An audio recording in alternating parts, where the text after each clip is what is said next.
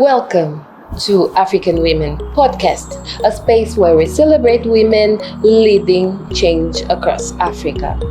From sustainability to innovation, to leadership and empowerment, we bring you conversations with inspiring women shaping the future. Join us as we explore their journeys, challenges, and the impact they are making one story at a time. This is more than just a podcast. This is a movement for progress, resilience, and the Africa we want. My name is Melissa Babil, and I'm an African Union Media Fellow from Mozambique. This is the African Women Podcast. Let's dive in.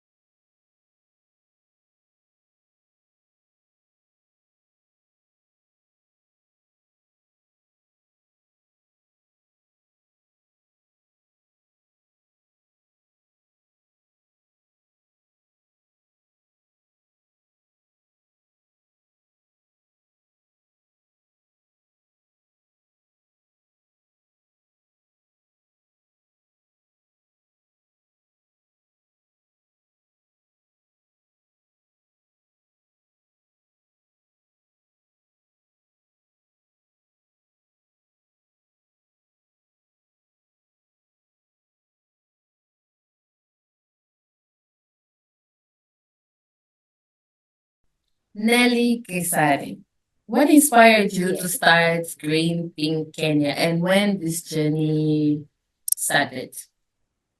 Yeah. So Greenthing was supposed to be a TV show, not a sustainable lifestyle brand. My background is in film. It's in journalism. And so I was so frustrated in looking at the information being produced around Millennial Development Goals. It's from way back. And of course, eventually Sustainable Development Goals. And every climate change lingo was so complex. I still find it complex. Now it's even become almost like a cult. Yeah, but you've been able to break it down on social media and so on. Yes. The more it's known, the more everybody's going to voice the way they understand it. And whenever you break down how you understand things, I'm pretty sure there's somebody else who would understand things the way you understand. So the more people we have, the more information spreads, the more there's more action, I would say. But anyway, I was tired with the plastic waste. First of all, I was done. I was really done. And the fact that you could even go to a supermarket and ask for food and they put the plastic container in the microwave and hand it to you. Or you'd go to a hospital and they'd give you things that make you sick instead of things that make you better. It didn't make sense. But the main thing was the plastic waste, of course, and the lack of inclusion and the lack of proper language to interpret the climate information so that the intended community could actually use that information and better themselves. So between scientists and researchers and the people that should be taking action, so think farmers, business people, students, people really, because everybody has a way they contribute to the economy. That information was not being broken down to our understanding and then take action from there. So I wanted to create a TV show that highlights that. So what does sustainability mean to us, to you, and what can you do about it? And who are the people doing exceptional work? So I remember my pilots was around this organization that collects human waste from the slum. You know, slums, because of the lack of space, they have flying toilets. So people would poop in plastic bags and sling it away. And so there's an organization that I filmed 10 years ago that sets up small toilets in small spaces. And they were primarily working with women at that time. Then the poop and the pee is collected every day. So essentially it was collection of human waste, which was converted to fertilizer, while at the same time giving business opportunities to community members, especially landlords and landladies. There was never space to build a toilet, but they could now with the smallness. And also these guys having the infrastructure and the money to do it and the training. And we also did Dandora dam site, which is one of East Africa's largest dam site. I think in the video it say that it's been full for the last 20 years. There's discussion to move it, but it's not really easy to, because Dandora at this point is not a dump site. It is a community. There are schools around it. There's more than 5,000 people working there. And so you cannot just uproot people's office and livelihoods and take it elsewhere. So of course they're going to defend it, but it's been full for the last 20 years. It was supposed to be a makeshift place for hosting Nairobi's waste, and not it was supposed to be a dump site, not a landfill, essentially. But one thing led to another, and now it's a whole mountain of waste, a reflection of what we've done. It really stares you in the face. Anyway, so Greenthing was started to make information palatable for everybody to be able to take action through videos that teach you the problem, teach you your potential, and shows you the roadmap to doing that. So I went to TV stations and they said this kind of content is it does not generate revenue. Yeah. This was 2012. So 2014. So I can understand now I realize that, yeah, maybe they couldn't see it the way I saw it then. And there were not so many people doing this for my idea to be backed up. There was no proof of concept. So then I went back to work, but eventually I started doing YouTube videos again on the same. I think climate change and waste is so complex that it will take a long time to actually convert people. Especially Tell here me in why. Africa. Yeah. Yeah. You know, we never used to have access to a lot of nice plastic things, you know, like funky plastic straws, funky storage boxes. Plastic brought so much, almost class to a lot of communities. You remember the shoes we used to have were made from waste car tires way back, and then leather. And then Crocs came in, and Crocs are light shoes. They're cheap. So tell me how you're going to inform somebody that buying Crocs is actually funding the fossil fuel industry. Buying Crocs is actually fundraising mafia in dump sites. It's very difficult to explain how waste is a social injustice issue when somebody has just gotten better by that plastic. So eventually I started Greenthing Now, the brand, the sustainable living brand, in 2019. And I wanted to use everyday products that we touch every day to provoke thoughts, to start conversation on sustainable living and climate change. And I use everyday products because that's how we generate waste. We generate waste from how we live. And the fossil fuel industry grows by us demanding more things. We demand more things. They must have the fuel to produce those many things that we want. And so things, material things, our consumption is actually one of the main routes through which we can fix this.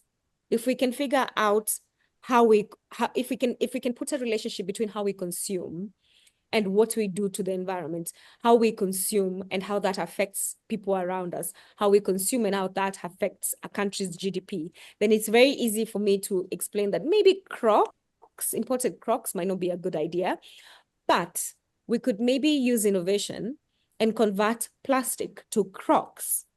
Then you have a living, then you reduce, then it's not just importing somebody's finished product. And that felt strong in my mind as we consume a lot. We produce less. I mean, now it's getting better because people love the idea of made in Kenya and people understand the value of made in Kenya. Made in Kenya means you've employed a local person. Your church members have a job.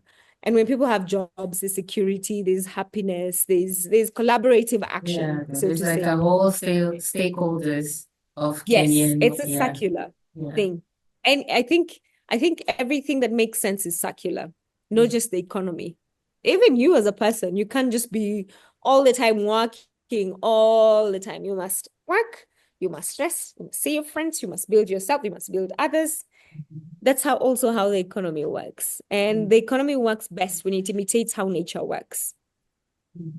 We must respect where something comes from, and we must respect what we put on it, because it's the one that gives you. You don't feed it, it won't feed you. So that was the basis. And when did it start? Like back in 2012? The green The thing. sustainable living brand is 2019. Okay. But Yeah, you the don't shop. count the I count it. In my mind, I do. oh In my mind, I do. Like whenever I look at my journey, if I Mhm. look at my YouTube videos, Yeah, then and now, oh, I've grown so much. so much. Yeah. Yeah. So much. Maybe they were right to say no, we're not going to air this show. Maybe they were right. Because then Yeah. I found alternative ways to express ourselves. I think the funny thing with being a filmmaker, you're obsessed with breaking down concepts. You're obsessed with making something visible for everybody else. Exactly. Yeah. Yeah, Yeah. because you have a responsibility to teach people when you understand it. Mm. And be it a photo, be it a video, be it any get together.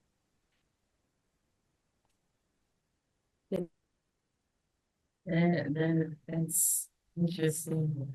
And what are some of the biggest challenge that Kenya faces when it comes to plastic waste? And what steps are you being, what steps are being taken for you to tackle them Yeah, with Greenthing? yeah. So Greenthing provides plastic-free home care products. So that's the solution. There's a tangible product that is plastic-free, but also this product is not supposed to end as just you bought a bamboo toothbrush and that's it. No, it's supposed to, every morning when you pick a toothbrush, you should be thinking, why this material versus the plastic one? Yeah. So then the discussion moves past just using that to realizing where the world is going. Our resources are limited. So what else do we use? Another thing that is supposed to provoke is why bamboo, not a regular tree? So also understanding the different nature of resources available to us. Because for bamboo, it grows every 3 months, right? And you don't have to cut down the whole tree. While plastic, just the extraction, yeah. So besides providing the plastic-free products, we also do a lot of education. We must educate people on why we should really figure out an alternative to plastic. I think the challenge that we have, of course, is the overconsumption, the overpackaging, the over-marketed plastic, really, that makes it look so nice. And the fact that it's in everything. Plastic is literally everywhere, from our food, tea bags, clothing, which is largely polyester. It's everywhere. There's a recent research, I think, I don't know if you saw, but now they found it in the brain. Initially, it was in our blood and fetus. Now it's in our brain, which Oh my God. eventually causes dementia because there's foreign substances in your brain. It's not okay. And I think that's Wow. also that's also explains why we have so many new diseases with the funniest names, diseases we never knew about when we were growing up. Yeah, Like, definitely. what is this? So that's the challenge of plastic. There's the health challenge. And then there's also the waste challenge. Plastic waste is a challenge because it takes up space that is supposed to be hosting food or people. We are not supposed to be seeing things thrown everywhere. I know we throw things away, but there's not a way really. A way is you've eaten into somebody's clean water. You've eaten into somebody's land. There's no way. The best way is just avoid it altogether. So plastic avoids our health.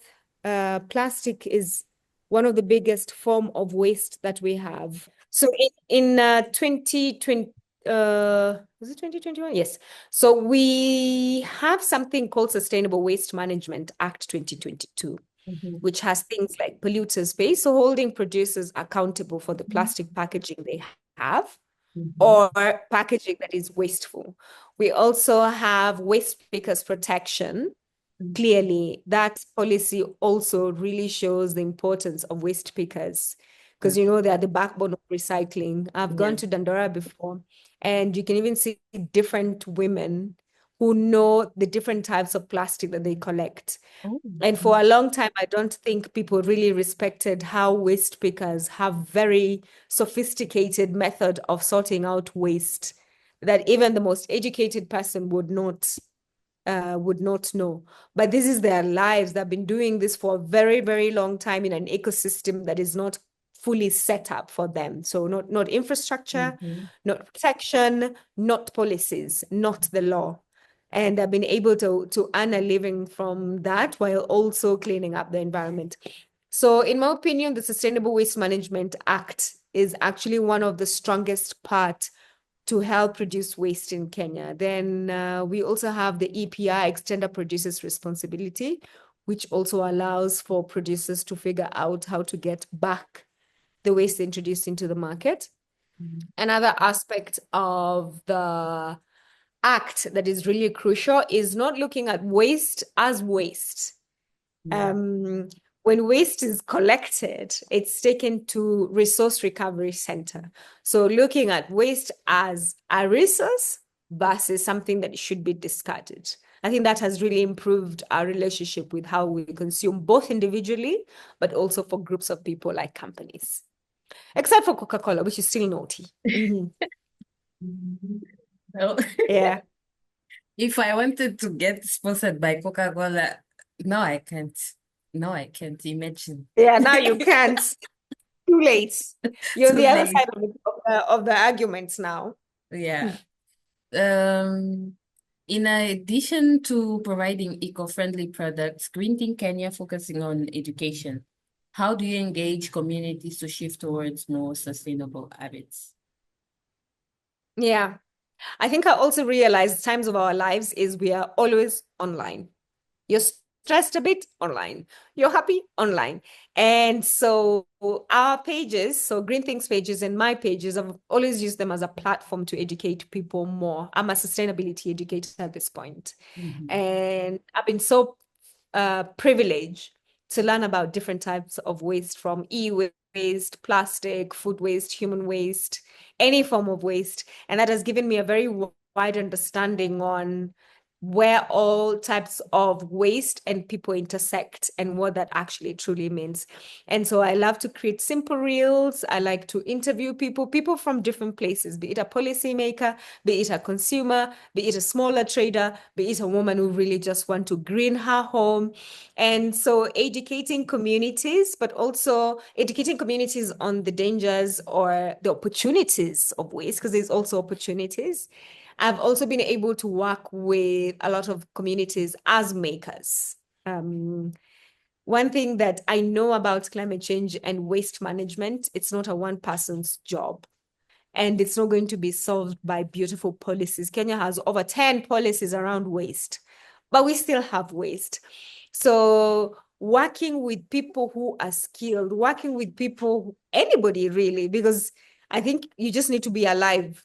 As long as you're alive. Alive, you're producing waste. Yes, you're part of people who can make a change. So education is a big thing, and working with different communities is also a big thing. Like, for example, waste collection. We collect glass from Dandora women waste pickers. That's also looking at how different people can also build into green things, so that it's not just one person's mission. It's creating an ecosystem that shows the people why and how, and then how does everybody else plug into this action. Yeah. Interesting. And looking ahead, what are your aspirations for Greenthing Kenya? Oh, it started with just me, and I started it with $50. It was just me. I enjoyed creating content around it. It was an extension of that TV show that actually never made it. Yeah. It's also my comfort zone, storytelling. It's one thing If we're asked today, okay, what would you do without actually working hard? I'd say it's creating content or it's educating. Yeah. And it could have maybe come from my love for film or being raised by a mom who was a teacher for over 35 years. So I find it easy to explain concepts. And now it's over 10 employees, permanent employees with people coming in. Those are the direct ones. But we also have waste pickers. We have people we buy natural ingredients from for making soap. So think coconut farmers, think cotton traders and cotton growers. There's so many things that make Greenthing turn the way it turns. And I don't want it to just be a business anymore. It's not always been a business. I think that's what made it special.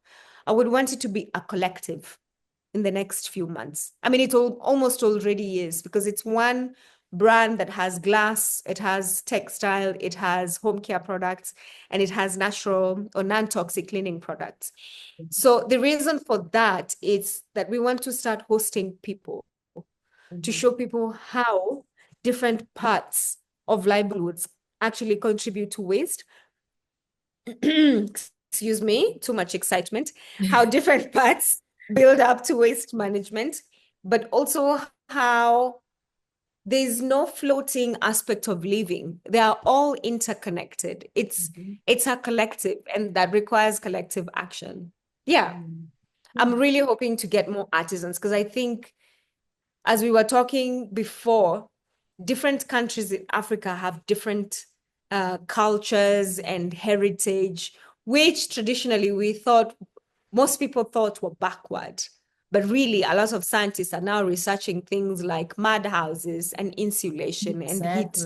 Yeah, heat loss and how you prevent How heat loss. We just effective have they are mud and house. everything. Yes. But Yeah. yeah. So I'm really hoping to grow to be able to make Africa's culture as part of a central database for creating solutions. Good one. Good one. Mm.